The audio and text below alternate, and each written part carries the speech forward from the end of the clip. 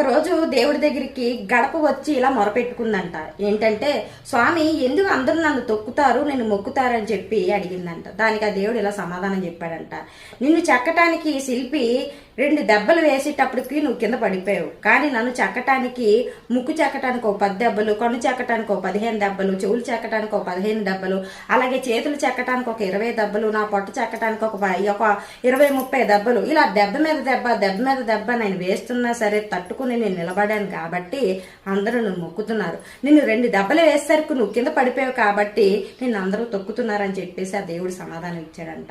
అంతే కదా, మన జీవితంలో మనకు దెబ్బ మీద దెబ్బ మీద దెబ్బ ఎదురవుతున్నప్పుడు ధైర్యం నుంచైనా సరే మనం ప్రతి దాని నుంచి ఒక పాఠం నేర్చుకుని నిలబడగలిగితే ప్రతి వారి చేత మనం మొక్కించుకోగలం. లేదు, ప్రతి చిన్న సమస్యకు కూడా మనం ఆవేదన పడిపోయి కింద పడిపోయామంటే మనం ఆ గడపలా తొక్కించుకోవడానికే సిద్ధపడతాం తప్పితే మొక్కించుకోవడానికి సిద్ధపడం. అవునా కదా ఫ్రెండ్స్?